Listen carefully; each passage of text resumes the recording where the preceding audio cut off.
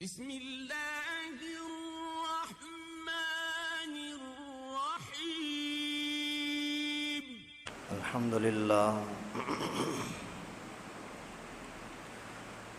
للہ وحدہ والصلاة والسلام علی من لا نبی بعدہ اما بعد فاعوذ باللہ من الشیطان الرجیم بسم اللہ الرحمن الرحیم فلا وربك لا يؤمنون حتى يحكموك فيما شجر بينهم صدق اللہ العلی العظیم۔ محترم دوستو عزیزو، ہجری لحاظ سے سن 1445 ہجری کل سے شروع ہوا، آج دوسری تاریخ ہے، یعنی رسول اللہ صلی اللہ علیہ وسلم کی ہجرت کو 1445 سال گزر گئے۔ اس سن کا نام ہے ہجری سال۔ ہجری کا مقصد یہ ہوتا ہے کہ ہجرت کی طرف آپ کو سوچنا چاہیے۔ ہجرت اسلام کا ایک عظیم ترین واقعہ تھا کہ اللہ کے نبی صلی اللہ علیہ وسلم نے دین کی خاطر مکہ مکرمہ کو چھوڑا تھا، اپنے ذاتی گھر کو، اپنے بچپن کے علاقے کو چھوڑ کر کے آنسو بہاتے ہوئے، کوئی خوشی میں نہیں، آنسو بہاتے ہوئے وہاں سے چھوڑ کر کے وہاں چلے گئے تھے مدینہ منورہ۔ اور اسی ہجری سن کو اللہ رب العالمین نے ہجرت کی طرف منسوب کرنے کے اندر یہ حکمت ہے کہ لوگ اپنے دین کی حفاظت کے لیے، دین کو پھیلانے کے لیے اس بات پر سوچتے رہیں کہ اگر دین کی خاطر ہجرت کرنی پڑے، مال جائیداد، سامان، رشتہ دار، اولاد سب کو چھوڑنا پڑے تو چھوڑنے کے لیے تیار ہو جاؤ، لیکن ہجرت کو، دین کو چھوڑنا نہیں۔ یعنی سب سے پہلے اسلام، سب سے پہلے دین ہے تو سب کچھ ہے۔ دین چلا گیا، بچے کسی کام کے نہیں ہیں، اولاد کسی کام کی نہیں، کاروبار کسی کام کا نہیں، بنگلے اور آپ کی گاڑیاں سواریاں، دنیا کی ٹھاٹھ باٹھ کسی کام کی نہیں اگر دین نہیں ہے۔ اگر دین ہے، بیوی ٹوٹ جائے دوسری مل جائے گی، بنگلہ ٹوٹ گیا، چھن گیا، گر گیا، دوسرا مل جائے گا، کاروبار ٹوٹ گیا دوسرا مل سکتا ہے، اور جنت کے خزانے بھی مل سکتے ہیں۔ دنیا کی ساری چیزیں ٹوٹ جائیں، ٹوٹنے دو، دین اپنا نہ ٹوٹنے دو۔ یہ اشارہ ہے اسی ہجرت کے سال کی طرف کہ ہر سال آپ کو نیا سال جو آ رہا ہے اسی کی طرف ترغیب دی جا رہی ہے۔ یہی وجہ ہے کہ کفر یا کفر کے زیر انتظام چلنے والا میڈیا یہ کبھی بھی ہجری سال کی ایڈورٹائز نہیں کرتے، اس کو پھیلاتے نہیں ہیں، عیسائیوں کے سال کو پھیلاتے ہیں۔ کتنے دنوں سے مختلف قسم کے کمپنیاں پیکیج دینے لگتی ہیں اور نئے نئے کیلنڈر بنائے جاتے ہیں، اور پتہ نہیں کس کس طریقے سے، کس انداز سے نیا سال منایا جاتا ہے۔ 2-3 ہفتے پہلے سے ہی نیا سال مبارک، نیو ایئر مبارک، پتہ نہیں کیا کیا لکھتے رہتے ہیں۔ کیوں؟ اس لیے کہ اس کے اندر عیسائیت کی تبلیغ ہے، اور یہاں اسلام کی تبلیغ کے ساتھ ساتھ ایک عظیم واقعے کی طرف اشارہ ہے، ہجرت کا واقعہ۔ ابھی ہر عقل مند آدمی سوچتا ہے جب ہجری سال سنا نا تو سوچتا ہے ہجری کیوں؟ بھائی ہجری اس لیے کہ نبی پاک نے ہجرت کی تھی، تو مسلمان کو اپنا مسلمان ہونا یاد آئے گا کہ میں مسلمان کس کھاتے میں ہوں، کس بنا پر میں اسلام کا دعویٰ کر رہا ہوں، کیا کوئی اسلام کے کچھ اجزاء میرے اندر ہیں بھی صحیح؟ اور پھر اسلام کی سال کی شروعات بھی قربانیوں سے، آخر بھی قربانیوں سے۔ آخری مہینے کے اندر ذی الحجہ کے اندر ایک عظیم عبادت حج کی، مسلمان تیری توجہ عبادت کی طرف ہونی چاہیے۔ پھر دوسرا حضرت عثمان غنی رضی اللہ تعالیٰ عنہ کی شہادت، المناک دردناک شہادت، امیر المومنین ہیں، اور جب ان کو شہید کرنے کے لیے دشمن آ کر کے سامنے پہنچا ہے، گھیراؤ کر لیا ہے گھر کا، اس ٹائم پر بھی حضرت عثمان غنی رضی اللہ تعالیٰ عنہ نے ان کو فرمایا کہ مجھے بتاؤ تو صحیح کیوں مارتے ہو، میرا جرم تو بتاؤ۔ اسلامی لحاظ سے جو مرتد ہو جائے اسی کو مارنے کی اجازت ہوتی ہے۔ میں جب سے کلمہ پڑھا ہے میں نے اور مسلمان ہوا ہوں، آج تک کبھی بھی میں نے ارتداد نہیں کیا، مرتد نہیں ہوا۔ کسی بندے کو ناحق قتل کیا ہو، بدلے کے اندر اس کو قتل کیا جاتا ہے۔ آپ ہی کے پاس اگر کوئی ثبوت ہے کہ میں نے کسی کو مارا ہے تو بے شک مجھے قتل کر دو۔ شادی شدہ آدمی زنا کرے تو اس زانی کو قتل کیا جاتا ہے۔ مسلمان ہونے کے بعد تو کیا، عثمان نے تو زندگی بھر کبھی زنا نہیں کیا، آخر کس جرم میں مجھے مارا جا رہا ہے؟ مجھے جرم تو بتاؤ۔ تو دشمن جو قتل کرنے کے لیے آئے ہیں ان کے پاس بھی کوئی جواب نہیں ہے، لیکن اس کے باوجود حملہ ہو رہا ہے، قرآن پاک کے تلاوت کے دوران حملہ ہو رہا ہے، گھر کے اندر گھس کر کے حملہ کیا ہے، روزے کی حالت میں ایک بزرگ عظیم ترین شرم و حیا کا پیکر عثمان غنی، اس کو مارا جا رہا ہے۔ تو اسلام نام ہے قربانیوں کا، جتنا اسلام پر مضبوطی کے ساتھ چلو گے اتنا منافق تمہارے دشمن بنیں گے، کافر تمہارے دشمن بنیں گے۔ تو ہجرت کا آخری مہینہ ہجری سن کا، یہ بھی قربانیوں کا۔ پھر اسی مہینے کے اندر ذی الحجہ کے اندر حضرت عمر فاروق رضی اللہ تعالیٰ عنہ کے اوپر حملہ ہو رہا ہے۔ نماز کے دوران امیر المومنین اور اتنا عظمت والا صحابی، اتنا شان والا صحابی کہ اور سارے صحابہ مرید تھے، یہ مراد تھا، اور سارے رسول اللہ کا ارادہ کر کے نبی پاک کے پاس آئے تھے، اور عمر کو اللہ کے نبی نے اللہ سے مانگا تھا، مراد ہے، تمنا تھی اللہ کے نبی کی کہ مجھے عمر مل جائے، اللہ تعالیٰ نے عطا کیا۔ حضرت علی رضی اللہ تعالیٰ عنہ فرماتے ہیں ایک مرتبہ میں نے رات کو خواب دیکھا کہ رسول اللہ صلی اللہ علیہ وسلم نے فجر کی نماز پڑھائی، یہ نبی پاک کے دنیا سے جانے کے بعد کا واقعہ ہے۔ خواب میں دیکھا کہ اللہ کے نبی نے نماز پڑھائی اور میں سامنے بیٹھا ہوا تھا، مجھے بلایا اپنے پاس، میں پیغمبر کریم کے قریب بیٹھ گیا۔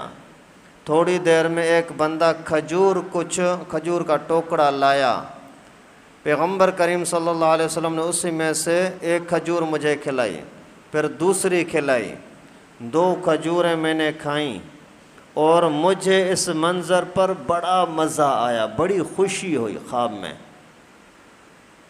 اور صبح کو جب میں نیند سے اٹھا اس وقت بھی مجھے اسی کھجور کا مٹھاس منہ میں محسوس ہو رہا تھا، وہ مزہ آ رہا تھا۔ پھر میں نماز کے لیے گیا، فجر کی نماز کے لیے، تو حضرت عمر فاروق رضی اللہ تعالیٰ عنہ نے نماز پڑھائی. نماز کے بعد پھر مجھے اشارہ کیا حضرت عمر نے، خواب میں نبی پاک کا دیکھا تھا. یہاں حضرت عمر نے مجھے اشارہ فرمایا، میں قریب آیا، اتنے میں کھجور کا ٹوکڑا آیا. حضرت عمر فاروق رضی اللہ تعالیٰ عنہ نے مجھے ایک کھجور کھلائی، مزہ آیا، وہی خواب یاد آ رہا تھا. دوسری کھجور کھلائی، اسی طرح کا مزہ آیا جو رات کو رسول اللہ صلی اللہ علیہ وسلم کے مبارک ہاتھوں کی برکت والی کھجور مجھے ملی تھی. تو میں حضرت عمر کے ہاتھ مبارک کی طرف، چہرے کی طرف دیکھ رہا تھا اور تمنا تھی کہ اللہ کر ایک اور بھی دے دے. تو حضرت عمر نے مسکرا کر کے فرمایا کہ اگر رات کو رسول اللہ صلی اللہ علیہ وسلم نے تجھے 2 سے زیادہ کھلائی ہوتی تو میں بھی 2 سے زیادہ کھلاتا.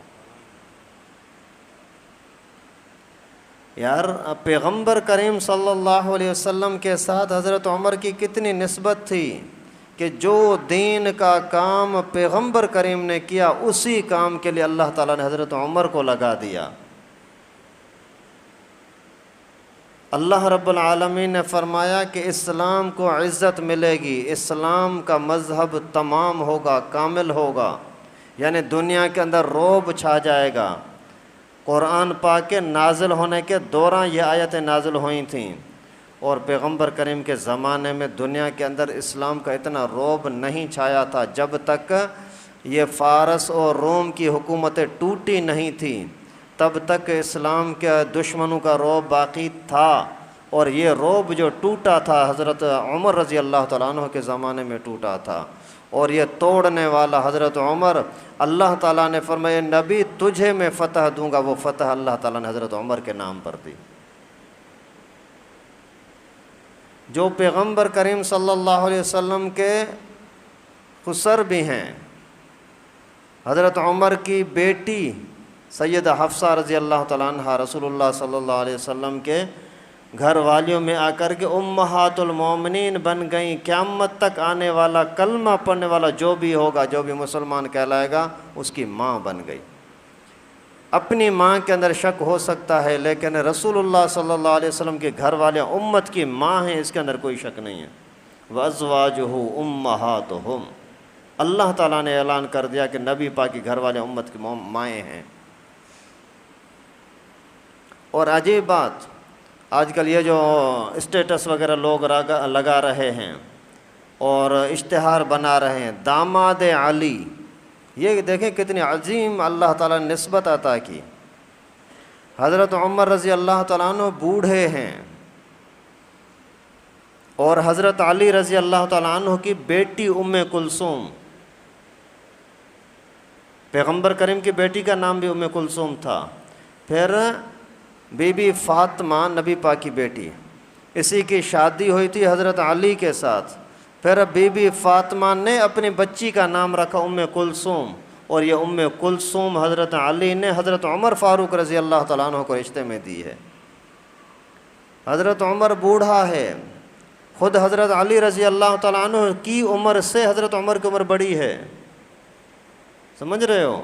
حضرت عمر حضرت علی سے بڑا ہے، حضرت عمر بی بی فاطمہ سے بڑا ہے عمر کے اعتبار سے. اس کے باوجود حضرت علی اور فاطمہ کی بیٹی ام کلثوم حضرت عمر کے نکاح میں آ رہی ہے، داماد علی.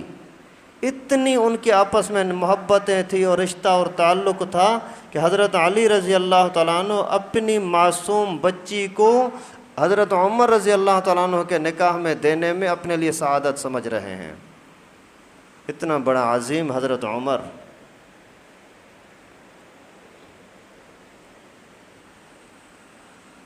یہ بصرے کا ایک واقعہ لکھا ہے نزہۃ المجالس کتاب کے اندر کہ وہاں ایک نیا بندہ چلا گیا، نیک سنی آدمی اہل سنت والجماعت.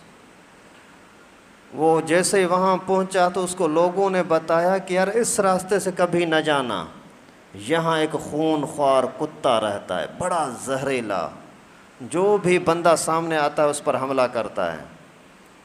تو یہ کہتا ہے کہ مجھے بھی خوف ہونے لگا، یار میں تو اس کتے کو جانتا نہیں ہوں، دیکھا تو نہیں ہے، کب ہوتا ہے، کہاں ہوتا ہے، کس کلر کا ہے. ایک مرتبہ غلطی سے میں اسی راستے سے چلا گیا. تو دیکھا کہ ایک دور سے ایک کتا ہے، اسی کو دیکھ کر کے لوگ بھاگ رہے ہیں، تو میرے دل میں بھی شک ہوا کہ میں بھاگوں، لیکن میں نے سوچا پتہ نہیں یہ وہی کتا ہو کوئی اور ہو، حملہ کیا ہی نہیں ہے، میری طرف آیا ہی نہیں، اور پہلے سے بھاگوں، یہ کوئی عقل مندی تو نہیں ہے۔ تو کہتا ہے جیسے میں اسی کے قریب پہنچا تو اسی کتے نے آواز دی کہ تو نہ ڈر، مجھے اللہ تعالیٰ نے ابو بکر اور عمر کے گستاخوں پر مسلط کیا ہے، کسی اور کے لیے میں خطرہ نہیں ہوں۔ ایسا عظیم رہنما رہبر حضرت عمر فاروق رضی اللہ تعالیٰ عنہ، جسی کے رائے پر یہ قرآن پاک کی آیت کریمہ نازل ہوئی جو میں نے شروع میں تلاوت کی، فَلَا وَرَبِّكَ لَا يُؤْمِنُونَ حَتَّى يُحَكِّمُوكَ فِي مَا شَجَرَ بَيْنَهُمْ۔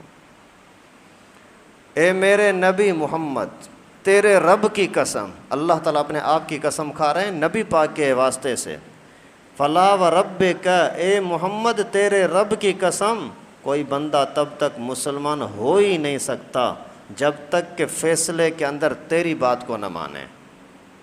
جو تیری بات کو نہیں مانتا وہ مسلمان نہیں ہو سکتا۔ واقعہ یہ ہوا تھا کہ ایک بندے نے پیغمبر کریم سے فیصلہ کروایا، ایک مسلمان کہلانے والا تھا، ایک یہودی کہلانے والا تھا، صرف کہلانے والا نہیں، یہودی واقعی یہودی تھا، اور مسلمان واقعی مسلمان نہیں تھا، منافق تھا، کہلانے کا مسلمان۔ آج کل نبی پاک کے سنتوں کا مذاق اڑانے والے بھی اپنے آپ کو مسلمان سمجھتے ہیں، سنتوں کا مذاق اڑانے والے ظالم۔ نبی پاک کے گھر والیاں جن کی پاک ہونے کا قرآن نے گواہی دی، ان کے خلاف نفرت کرنے والے خبیث بھی کہتے ہیں کہ مسلمان ہیں۔ لعنت تو اسی سوچ پر،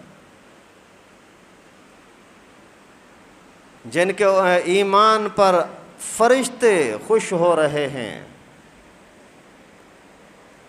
اور جن کی عظمت خود اللہ تعالیٰ نے قرآن پاک میں بیان فرمائی، صرف ظاہر کا نہیں دل کا امتحان اللہ تعالیٰ نے خود لیا۔ ارے بھائی، آپ کا اگر کوئی ممتحن آ جائے، آپ کے امتحان کے اندر اگر کوئی افسر آ کر کے آپ کے لیے یہ رپورٹ دے دے کہ بھائی یہ پاس ہے، اس کا میں نے امتحان لیا ہے، تو اس کو قبول کیا جاتا ہے۔ اسکول کے امتحانی پرچوں میں کسی ماسٹر نے، ٹیچر نے اگر یہ لکھ دیا کہ یہ پاس ہے تو اس کو سارے لوگ پاس مانتے ہیں، اور یہ صحابہ میں سے سب سے زیادہ معظم بدری 313 صحابہ، پھر ان کے اندر زیادہ معظم 10 مبشر صحابہ، 10 جن کے جنتی ہونے کا پیغمبر کریم نے نام لیا، ان سے زیادہ عظمت والے صحابہ خلفائے راشدین 4، ابو بکر، عمر، عثمان و علی۔ ان صحابہ کے لیے اللہ تعالیٰ نے فرمایا اولئک الذین امتحن اللہ قلوبہم للتقوی، میں نے ان کے دلوں کا امتحان لیا ہے۔ امتحان لینے والا اللہ، امتحان لینے والا اللہ، اور کس چیز کا؟ تقوی کا امتحان۔ اعمال ظاہر تو ٹھیک ہے لیکن اندر سے بھی پاک ہے، اندر تو کسی کو نظر نہیں آتا نا، اللہ تعالیٰ تو دیکھ رہے ہیں نا۔ پھر انعام بھی دے دیا، نتیجہ بھی بتلا دیا کہ لہم مغفرۃ و اجر عظیم، پاک ہیں، بڑا اجر کے حقدار ہیں جنت کے، اور ان کی کوئی کوتاہیاں ہیں ہی نہیں، اگر ہیں تو بھی معاف ہیں، اگر ہیں تو بھی معاف ہے۔ لہم مغفرۃ کا مطلب یہی ہے، اگر غلطی ہے بھی صحیح تو معاف ہے۔ ایسے پاکیزہ لوگ، ان کے ساتھ جب دین کے دشمن نفرتیں کرتے ہیں، دشمنیاں رکھتے ہیں، تو پھر آج ہمارے ساتھ کیسے نہیں رکھیں گے؟